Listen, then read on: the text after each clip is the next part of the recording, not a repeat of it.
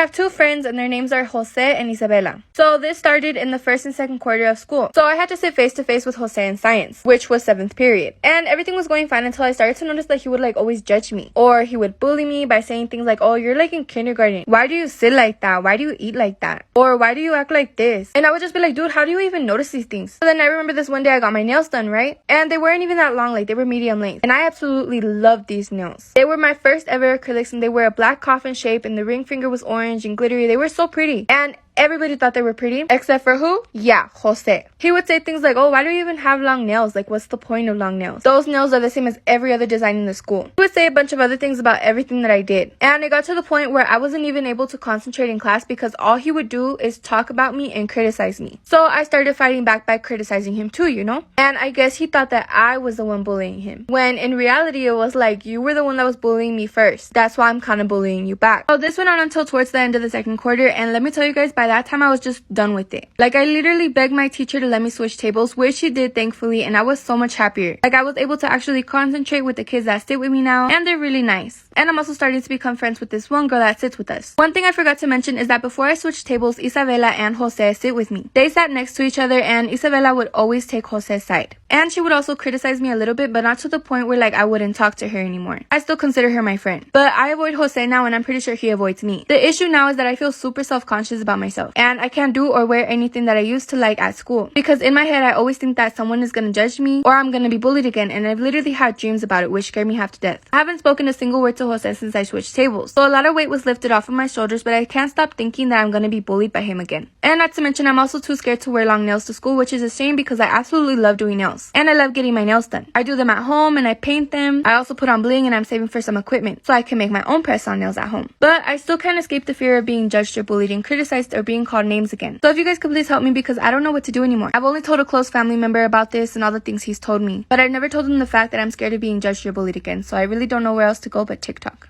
Am I the bad apple for refusing to pick up my son's sister from school? I'm a single mom of 2 boys, ages 11 and 10. Their father and I divorced 5 years ago after I learned he was cheating on me. He married his affair partner shortly after, and they had a daughter within months of our separation, followed by a son after the divorce and their marriage. Last year, they unfortunately lost a baby, which led to the discovery that his wife had cancer. What followed was a lot of fighting between the two of us again. He wanted me to help him and his wife out. He said their children, who are currently 5 and 3, needed family beyond just him and his wife. What I didn't expect would be for him to tell his daughter's school to call me when she got sick. He was at work at the time and couldn't leave, and she was home recovering from chemo. I got the call and was asked if I could pick her up, and I said no. I guess part of me does feel really bad for the child, but I want nothing to do with their family. Am I wrong for canceling the trip after my fiance decided to bring her 10-year-old son with us? I, 33 male, have been with Natalie, 32 female, for 2 years. We're getting married soon, and she shares custody of her 10-year-old son with her ex-husband. Ever since her ex-husband got sick, Natalie kept bringing her son over more often. Sometimes her mom would take him due to work, etc. We've been having issues because of that, because Natalie has to bring my stepson with us wherever we go. We started going out less and less. Since it's been a whole month since we've gone out, and since her ex has gotten better, I've arranged for a little trip to the beach for the weekend. It's supposed to be a couple's getaway. She was excited for it and prepared for everything. The night before the trip, she comes up to me and says, "Hey, Tom is sick again, and he asked if I could take Taylor to spend the weekend with us." I was gobsmacked. I asked what she told him, and she said that she agreed. She then proceeded to tell me that she'd like to take Taylor with us to the beach. I got upset and told her not to bother because the trip was officially canceled. She looked at me shocked, but I told her she shouldn't act shocked or surprised after she successfully ruined yet another opportunity for us to have quality alone time together. She went on about how she couldn't believe that I expected her to ditch her son since her mom was busy as well and getting a babysitter wasn't on the table. I just shrugged and I told her it was done, and then I walked out. I went with the guys instead, and she's been upset, saying I could have just agreed to let my stepson Taylor come with us and we would have had at least some family time together while Tom gets better.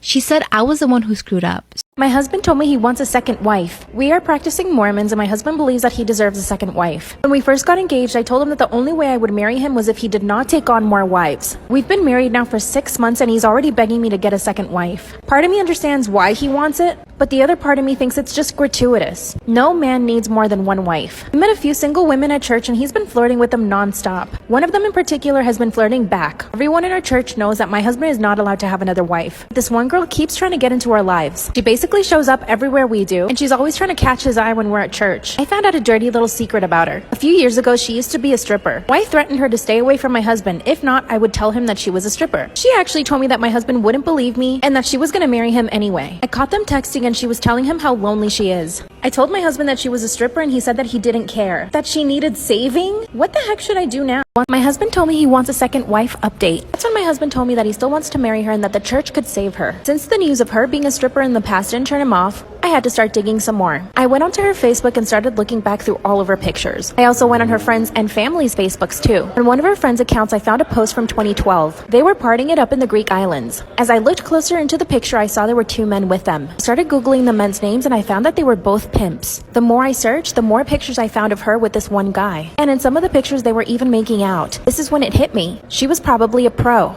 And this guy was pimping her out. My husband is so 2000s that he doesn't even have a computer. So I decided to go print out all of the evidence. I printed out all of the pictures of her and this guy, some of her family's pictures of her drinking and partying. I made my husband his favorite dinner and then I sat him down. I told him I would never accept a second wife, especially her. When I showed him all the pictures, he told me he felt sick. Apparently she told him that she was a nun. Remember I said they had been texting? Well, they never stopped texting. My husband told me he wants a second wife update, and he finally accepted that this woman had been a pro in her past and a stripper. He said that he would stop speaking to her. Mind you, this all happened like 2 days ago. I asked my husband to show me his phone so that I could see the messages between them. He handed his phone over and started to cry. He said that she had lied to him and told him that she was a nun. Apparently, after she became a stripper, she decided to leave that life and become a nun. How stupid is my husband that he actually believed her? That's when I saw that she had sent him plenty of nudes. And I asked my husband, "You think that this woman is a nun?" And he said, "You're right, I should have known." We went to church and told on her. Now everyone in the church knows her truth. But things get worse. After she found out that we told on her, she came over to our house and started threatening us. Wouldn't let her in the house, but then she begged my husband to let her in. And he opened the door. That's when she begged my husband to take her on as a second wife, and that she would be the best wife and even better than I am. While I'm standing right there. Thankfully, my husband used his one brain cell and said no. That's when she grabbed my hair and started banging my head against the wall. Stupid husband stood there watching. I had to fight her off alone. That's when she looked at both of us and said that we would regret it and she ran away. And my husband had another confession. They had hooked up once. That's when it all made sense to me. She was so upset because they had already hooked up. Then he told me that he had promised her a ring. At this point, my husband has cheated on me. I have grounds to divorce him. I was actually so upset I left the house. A few hours after his confession, he calls me and tells me to come right back home. And when I get home, all our clothes were ripped up. This crazy psycho girl came back to our house, took scissors, and started cutting up all our clothes. She even cut up my wedding dress. She flushed all my makeup down the toilet. She actually stole one of my husband's fire weapons. Now this is the thing that really scares us. We don't know what she's capable of. My husband is so stupid though that he doesn't want to report her to the police. He feels guilty for having taken advantage of her. Which in all honesty, he definitely did. He slept with her and promised her a ring, packed up what I had left of my clothes, and I left my husband. I'm meeting a lawyer tomorrow and I'm gonna ask him for a divorce. I just honestly can't believe how stupid he is. And now I'm scared for my life. Thankfully, she doesn't know where my parents live. I'm also leaving the Mormon church. I'm taking my parents on a vacation. F you, husband.